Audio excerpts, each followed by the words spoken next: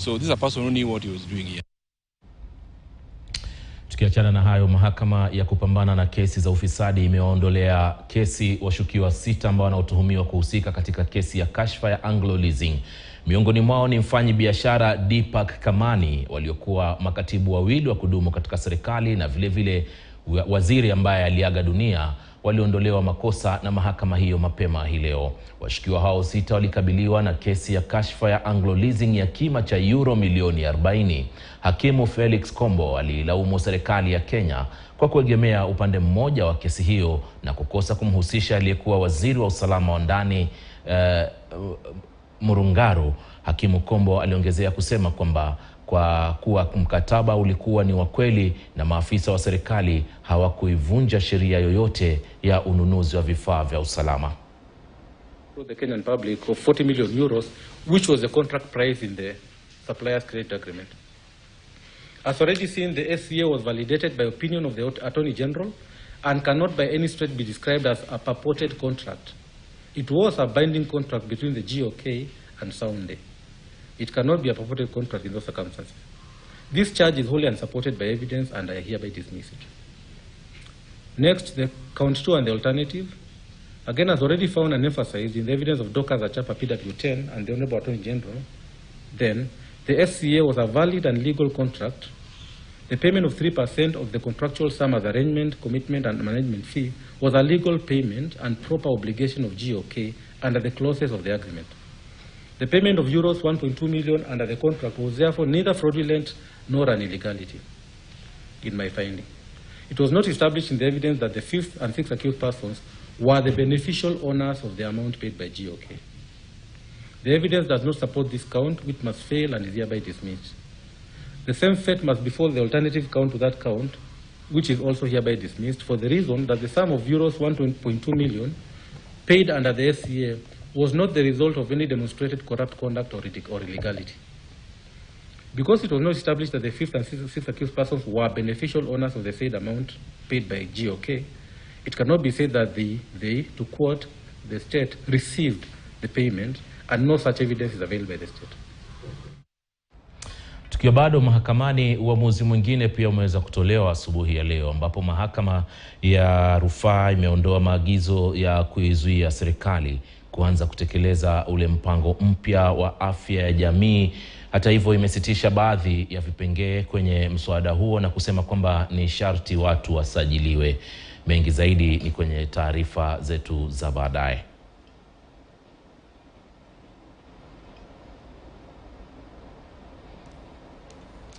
Mwakilishi wa wanawake wa kaunti ya Kericho Beatrice Kemei na mbunge wa wadi ama mbunge katika eneo la Kaplaretet katika bunge la kaunti ya Kericho kule Eric B wameungana katika kuitaka serikali kuimarisha mifumo ya udhibiti wa vifaa vya malazi zikiwemo Airbnbs. Wamezungumza katika kijiji cha Kakibei, eneo bunge la Soin Sigowet, wakati wa ibada ya mazishi ya marehemu Brenda Chepkirui. Huyu alikuwa ni mwanafunzi wa uuguzi katika chuo kikuu cha Baraton ambaye alipatikana amefariki katika chumba chake cha kupanga katika mazingira ya kutatanisha.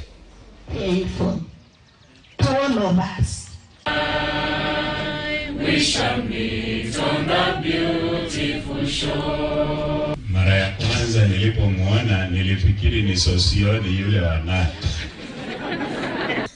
I would ask that the government take serious action, and mainly if we can have the PNBs, and I also ask the universities, we have the VC from Paraton University here, that we can help our students before they get a place to live. That place should have CCTV, because that one can be a cure, and the Airbnb, so that we can establish what could be the cause of this.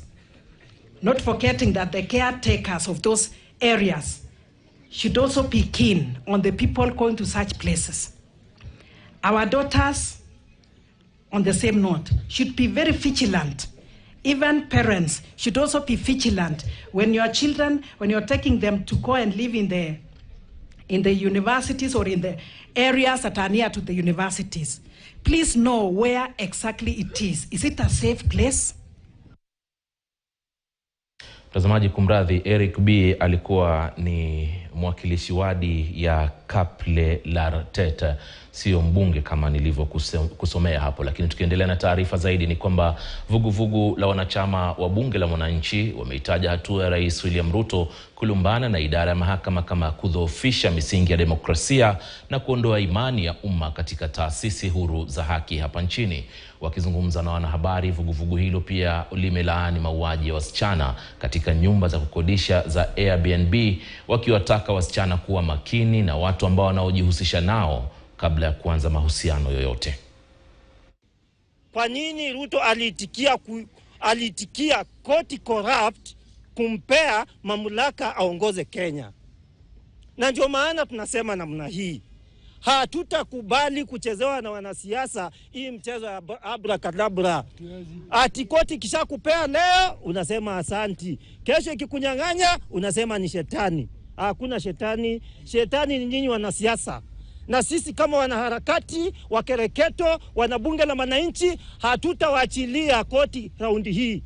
Kwa sababu lazima tutembee na koti, ndio chombo ambacho kimebaki, kwa sababu vile tunaona saizi ni kama tunarudi enzi ya KANU. Kwa hivyo rais aheshimu mahakama, na hatutaki CJ Martha Koome aende kukaa na rais kunegotiate uhuru wa mahakama. Uhuru wa mahakama ya Kenya haifai kuwa negotiated, haifai kuwa bargained. We need to respect our women. We need to respect life. Someone or something that takes on life, even in the Bible, it is cursed. So it is an abomination that is happening right now. I'm even wondering, our police force, wanafanya nini? Wako busy wakishikashika watu wa kuiba makuku, lakini wauaji wamewaacha wanaenda venye wanataka.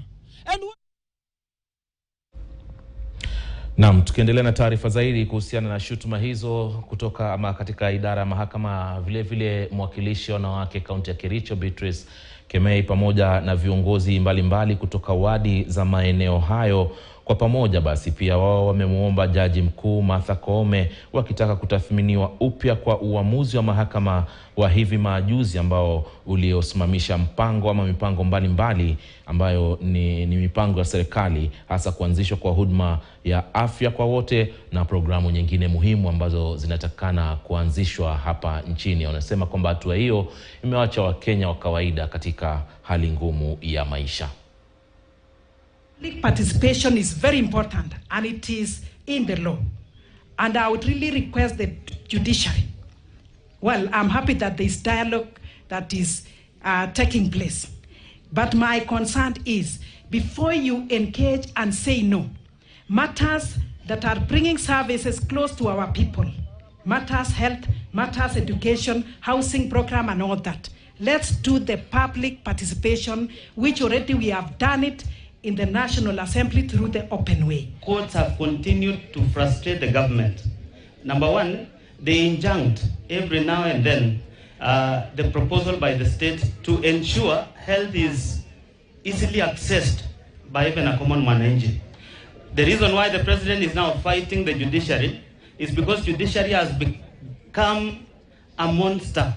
The issues with the court and judiciary, na tunasema sana public participation which was done, na pia sisi tuli participate in public participation concerning issues of NHIF. We are saying this is the rightful share. Tukiachana na hayo, muungano wa kudhibiti tumbaku hapa nchini unaitaka serikali kupiga marufuku matumizi ya tumbaku na wala si kudhibiti. Akizungumza katika onyesho la kwanza la filamu kwa jina la Tobacco Slave lililowaleta pamoja wakulima pamoja na washikadau, walihimizwa kuasi upanzi wa tumbaku na kukumbatia upanzi wa mimea yenye manufaa. Mratibu wa miradi katika muungano wa kudhibiti tumbaku Rachel Kitonyo alitaka serikali kujitokeza wazi katika kupinga matumizi haya. in Zambia and recently in Zambia, that agricultural inputs for tobacco are higher than early tobacco. I would say. The film is very much about labor exploitation at the bottom of the tobacco supply chain. So there's a lot of interviews with smallholder farmers in Malawi. I think everyone is aware that tobacco is a bad, it's a bad crop. It's health-wise, it kills people. What we were trying to do is expose this sort of invisible side of the harms that tobacco is doing. What we want the government to do is to ban these products. The members of parliament have already made themselves clear. They are calling for a ban. We are still hearing the government talking of regulation. It's like asking, do you want to jump from the 4th floor or the 2nd floor? If you jump from the 4th floor, you break your head. If you jump from the 2nd floor, you break your leg. The statistics that are in the public domain is that tobacco farming has consistently declined from the year 2007 to date. But however, we've been having yearly variations, whereby you have some years where the growing has reduced, and subsequent years it has gone high.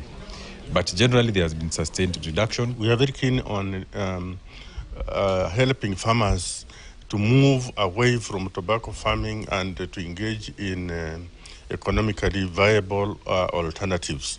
And that's why we are here, to actually enlighten our people. We get empowered, then when we go out there, we can talk to our people about what it actually means to engage in tobacco farming, because most of them don't know.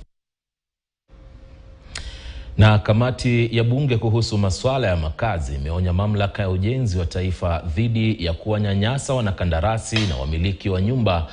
Mwenyekiti Jonathan Ngeno akisema kwamba wataanzisha uchunguzi wa kutaka kujua ni kwa nini kumekuwa na ongezeko la visa vya kuanguka kwa majengo, huku akiahidi kuanza mchakato wa kuondoa wajenzi ambao hawajahitimu. Suala la kubomolewa kwa makazi vile vile na serikali ili kutoa fursa kwa ujenzi wa makazi ya bei nafuu kwenye mpango wa serikali lilijitokeza mbele ya kamati hiyo.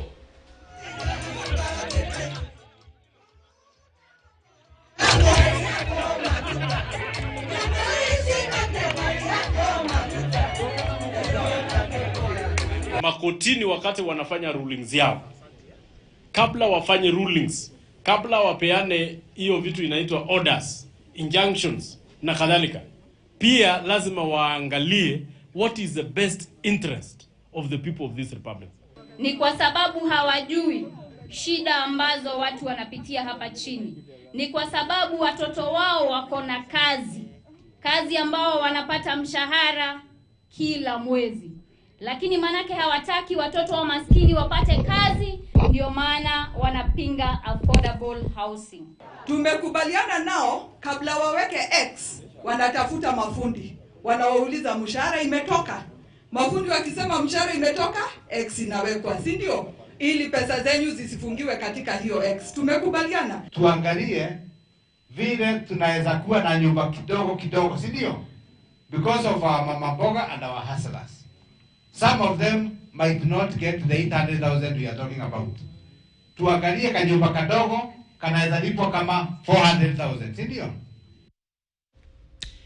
Wabunge John Waluke kutoka eneo bunge la Sirisia na Daniel Manduku wa Nyaribari Masaba wameonya viongozi wa Mlima Kenya dhidi ya kushinikiza vita vya ubabe kati ya naibu wa rais Rigathi Gachagua na mbunge wa Kiharu Ndindi Nyoro.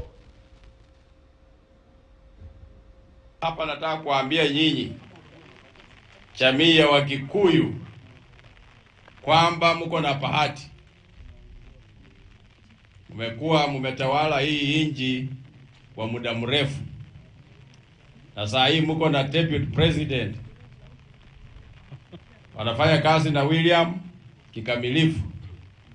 Na sisi tunasemanga ile uko nayo kwa mkono, ndeke ile uko nayo kwa mkono ndio hiyo. It is so premature to start talking about succession.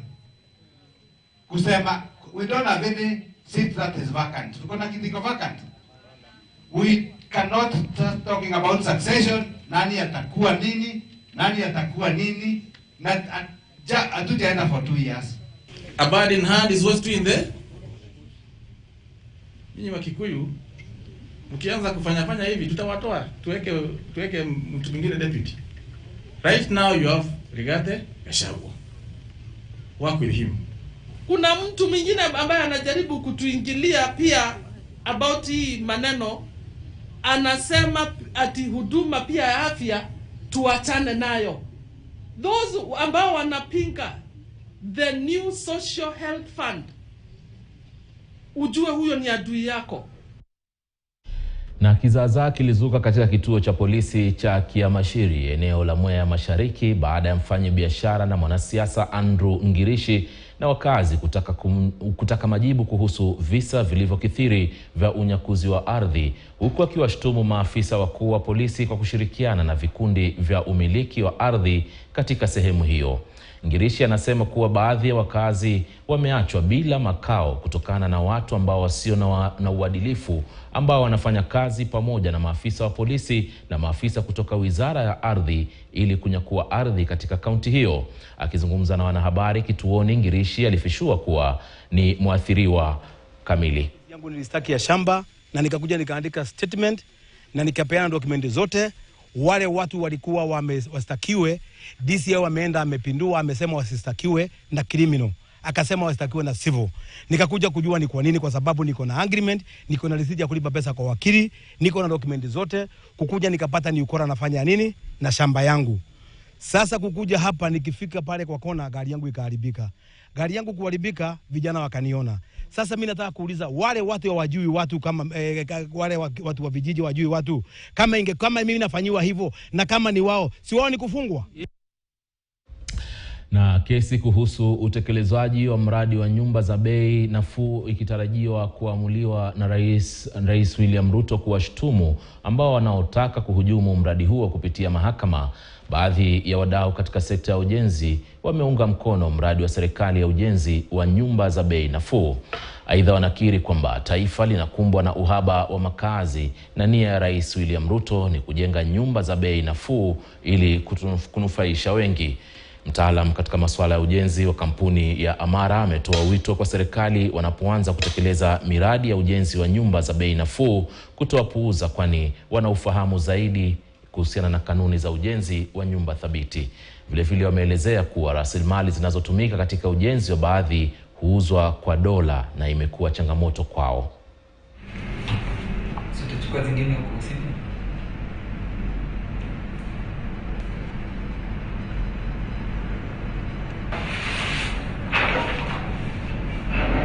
When the government steps in and comes in with the concept of affordable housing, it's a way of ensuring or creating a platform or creating a demand so that people who ordinarily would not afford homes can now be able to afford. Because we have homes that are all the way from below 1 million shillings all the way to 8 million would be considered affordable housing. And the other thing is that the rates at which the government is giving facilities to people who would want to own the homes, you can't compare with the market. If you get a loan for an affordable house, you would get it at 9.5%. And today, the market rate for normal mortgages would be about 18%. So the government has created an enabling environment where people can be able to afford homes who ordinarily would not have afforded homes.